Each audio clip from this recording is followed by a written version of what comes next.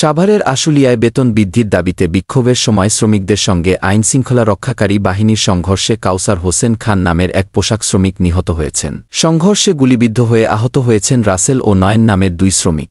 আজ সোমবার দুপুর 12টার দিকে আশুলিয়ার টঙ্গাবাড়ি এলাকায় এ ঘটনা ঘটে। কাউসার Hossain Khan mango text limited পোশাক কারখানার শ্রমিক ছিলেন। তিনি সেখানকার সেলাই মেশিন অপারেটর ছিলেন।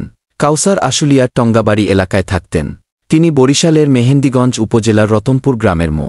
নেসার উদ্দিনের ছেলে। জানা গেছে, বকেয়া বেতনের দাবিতে মণ্ডল গ্রুপের পোশাক কারখানার শ্রমিকেরা আন্দোলন করছিলেন। এ নিয়ে পুলিশ, মালিকপক্ষ ও শ্রমিকেরা সমাধানে বসেন।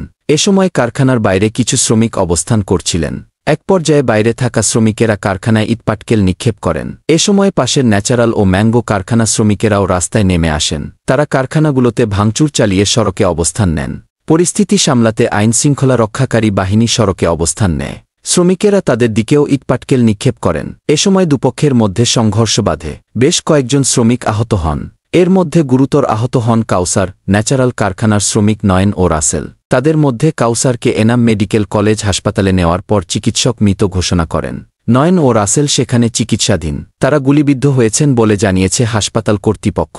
এনাম মেডিকেল কলেজ হাসপাতালের জরুরি বিভাগের চিকিৎসক এনামুল হক মিয়া বলেন, হাসপাতালে আনার আগেই কাউসারের মৃত্যু হয়েছে। তার তলপেটের পাশে ক্ষত আছে।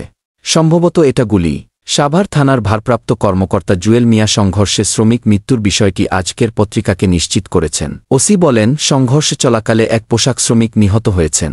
তবে তিনি কিভাবে মারা গেছেন তা আমরা নিশ্চিত না।